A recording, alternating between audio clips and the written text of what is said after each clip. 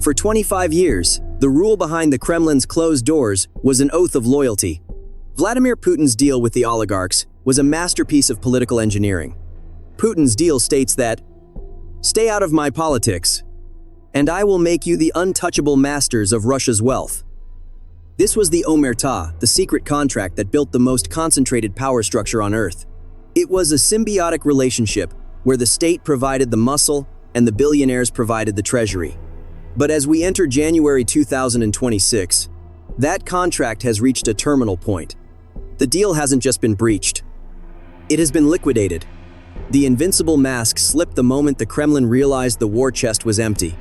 For the first time since the 1992 collapse, Moscow has been forced to hike the national VAT to a crushing 22%.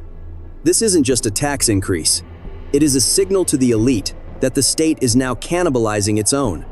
The safety net that once protected the billionaire class has dissolved, and in its place is a desperate, irreversible heist. The state is no longer a partner. It is a predator. Leaked fiscal data confirms that a shadow river of wealth totaling over $159 billion has been evacuated from the sanctioned economy in recent months alone. This isn't just a flight of capital. It is a strategic retreat. The billionaires are not waiting for a miracle. They are stripping the copper from the walls of the state they once served. They are moving assets into illicit crypto nodes and gray market havens in Dubai and Istanbul. The myth of the protected elite is dead. The $159 billion flight is the final vote of no confidence. The Kremlin is no longer a shield. It is a cage, and the money is fleeing before the door locks forever. But as the money disappears, a much darker mechanism is being activated. The rule of the Kremlin has officially moved from management to liquidation. To bridge a catastrophic 7 trillion ruble budget hole, Moscow has triggered the 22% execution. This move has overnight turned 800,000 small businesses into direct donors for a war machine they can no longer afford. Every shop, every small factory, and every service provider is now being bled dry. This is industrial cannibalism. The state is devouring its own economic base to keep the front lines from freezing. The real panic, however, is in the National Wealth Fund. Once the Kremlin's ultimate shield with over $113 billion, 2026 data confirms a terminal floor. Liquid assets have shriveled to just $36.4 billion. The 0 hour has arrived. The elite who once relied on this fund as a safety net now realize the safety net is gone. Their response is no longer criticism, it is passive sabotage. Behind the factory walls in Moscow and the Urals, production lines for critical military components are hitting unexplained bottlenecks. Metals are being rerouted. Skilled workers are suddenly unavailable. Project deadlines are being missed with clinical precision. This is the industrial canary. The elite are intentionally slowing the gears of the state to preserve their own remaining assets before the total 2026 fiscal collapse. They are making the machine too expensive to run and too broken to fix. While the industrial elites slow the machine, the myth of the invincible leader requires a leader who manages every detail. But in 2026, the Kremlin has officially transitioned to succession autopilot. The most critical power shift in Moscow is the rise of Alexei Dyumin. Dyumin isn't just an aide. He has become the transition manager for an empire that can no longer afford its own leaders' micromanagement. This is a calculated retreat. By handing day-to-day management to Dyumin, Putin has effectively insulated himself from the coming fiscal fallout. The message to the Moscow elite is clear.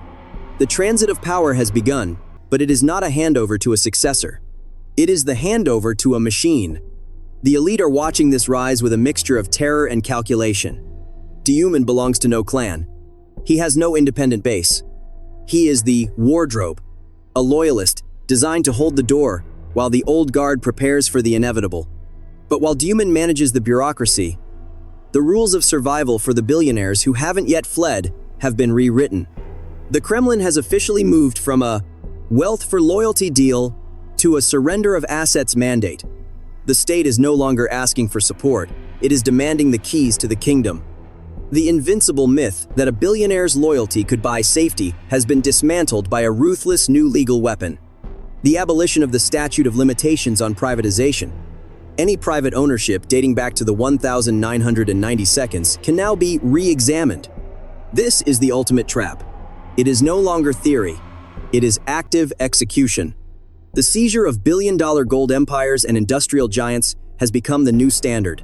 The Kremlin has nationalized over $50 billion in private assets since the start of the conflict, and the pace is accelerating into 2026. This is a gilded cage, where the bars are made of your own bank statements. If you stay, the state will eventually devour your industry to fund the 7 trillion ruble deficit. If you flee, your assets are seized within 48 hours. The myth that Russia is an energy superpower has also been buried. For decades, oil and gas were the workhorses of the Kremlin. But as of 2026, those horses have been slaughtered. The share of oil and gas in the Moscow federal budget has plummeted to just 22%. This isn't a temporary dip. It is the structural implosion of Russia's trade relationship with the world. The pipelines to the west are rusted monuments to a dead era. To manage this collapse, the Kremlin has launched a silent purge of the very executives who built its energy empire. High-ranking energy executives are falling from windows at an alarming rate. The message is absolute. You are no longer the architects of the state. You are the scapegoats for its failure. While the energy sector is hollowed out, the Kremlin has turned its gaze toward its last remaining source of liquidity: digital wealth. The myth that tech wealth could remain borderless has been dismantled. By freezing hundreds of millions in tech bonds and forcing all digital assets onto state-monitored blockchains, the Kremlin has eliminated the crypto exit. The elite who once used digital assets to bypass capital controls now find their wealth locked in a digital ruble ecosystem, where every transaction is visible and every asset is subject to summary seizure. The blockchain has been turned into a digital ledger for the FSB. But as the tech elite watch their fortunes vanish, the military high command is being decapitated. The myth of the unified high command has dissolved into industrial-scale betrayal. The FSB has finally sunk its teeth into the general staff. Failure on the front lines is now legally defined as treason. Generals are being recycled as populist scapegoats to divert anger from the budget deficit. The high command has been reduced to a group of men who are more afraid of their own security services than they are of the enemy. The war is now being fought in the hallways of the defense ministry as much as the trenches of the Donbass. This leads to the most aggressive internal cleansing of the administrative class since the 1930 seconds. As of early 2026, the number of high-ranking officials facing prosecution has reached a record peak. This is no longer a crackdown on corruption, it is rotation through repression. The Kremlin is clearing the board to ensure that every remaining official understands one truth: your past loyalty is a liability. The invincible power vertical has become a circular firing squad, where the last men standing are those who control the arrest warrants. As the old guard is liquidated, 3 secret power blocks have emerged. The dynastic Siloviki are building a neo-monarchical structure to preserve the security state, preparing their sons to inherit the ruins. The systemic technocrats represent the brain of the state, controlling the flow of the digital ruble and trying to prevent a total blackout. And between them stands the Praetorian pivot, Alexei Dyumin, the ultimate kingmaker. No one is safe because the rules of the game have changed. Loyalty to the leader is now secondary to survival in the factional war that comes next. The myth of an indefinite war of attrition has reached its expiration date. The Russian state has entered the terminal convergence, the point where economic exhaustion, military depletion, and elite betrayal collide. The system is no longer managing a crisis, it is managing a liquidation. There are now only 3 unavoidable paths. The bloody purge, which leads to hyperinflation and total collapse. The technocratic checkmate, a palace coup disguised as a medical transition.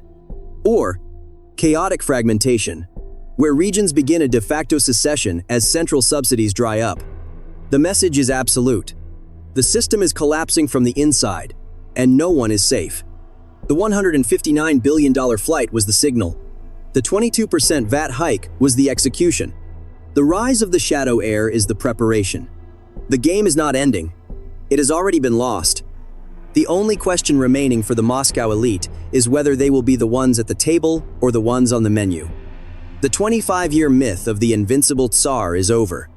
What remains is a hollowed-out empire and a circle of wolves who have realized the only way to survive is to devour the one who led them here. The liquidation of Russia is no longer a prediction. It is a reality. And if you want to understand how power really dies not with defeat, but with betrayal, then like, subscribe, and stay with us. Thanks for watching.